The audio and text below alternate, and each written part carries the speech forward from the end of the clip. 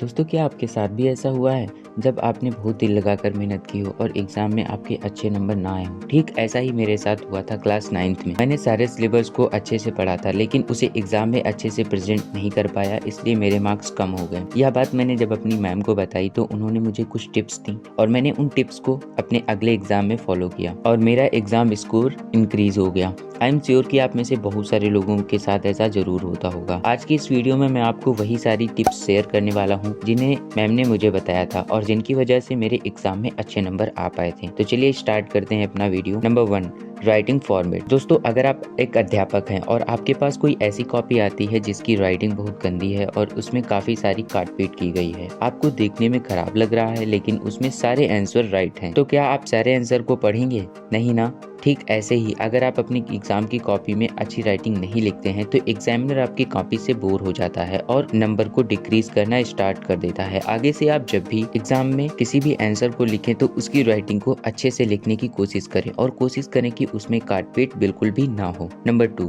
Right answer according to fact of the question. ज्यादातर student ऐसी गलती करते हैं, वह बिना क्वेश्चन पेपर को समझे ही उसे सॉल्व करना स्टार्ट कर देते हैं। आपको ऐसा बिल्कुल भी नहीं करना है। आपसे जब भी आपके पास क्वेश्चन पेपर आए तो हर एक प्रश्न को अच्छे से पढ़ें और उसके तथ्यों के अनुसार उसका आंसर देने की कोशिश करें, क्योंकि जब भी कोई एग्जामिनर किसी कॉपी को चेक करता है तो उसके वर्ड्स को नहीं, उसके फैक्ट को देखता है। अगर आप किसी बड़े सेंटेंस में भी छोटा सा फैक्ट दिखा पा रहे हैं तब भी आपको मार्क्स उतने ही मिलने हैं जितना छोटे सेंटेंस में उस फैक्ट को दिखाने पे मिलेंगे। नंबर 3, कीप द माइंड काम, डू नॉट बर्ड। मेरा एक फ्रेंड था, वह पढ़ने में काफी अच्छा था। वह हर टॉपिक को समझने में मेरे से कम टाइम लगाता था, लेकिन जब भी कोई टीचर उससे कोई क्वेश्चन पूछता था तो वह उसे बता नहीं पाता था। ऐसा इसलिए होता था क्योंकि जब भी कोई टीचर उसे सवाल करता था तो वह घबरा जाता था और इसी वजह से उसे हर जगह फेलियर का सामना करना पड़ता था। अगर आपके साथ भी ऐसा होता है तो आप इस हैबिट को छोड़ दें और जब भी किसी एग्जाम या टेस्ट में जाएं तो बिना घबराए एक अच्छा प्रेजेंटेशन देने की कोशिश करें। नंबर 4,